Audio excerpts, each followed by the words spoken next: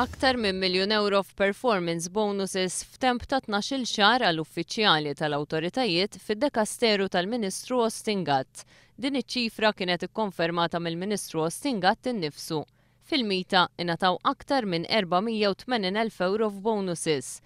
Fuq perjodu tas-sena li matulu ddaħlet l-arriva fit-toroq ta' pajjiżna, fit-Transport Malta ngħataw aktar minn €317,000 f'bonuses bħala rikonoxximent tax-xogħol tajjeb li sar.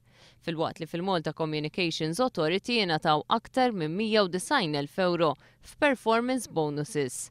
Fil-Grand Harbour Regeneration Corporation ħarġu aktar minn €20,000 fost 4 persuni u fil-Malta Freeport aktar minn €14,000 fost 7 persuni. It-tweġiba tal-Ministru Austin Gatt turi li l-persentaġġ tal-performance bonuses għall-uffiċjali ta' dawn l-entitajiet ivarjaw minn 6% għal 20% tas-salarju tagħhom.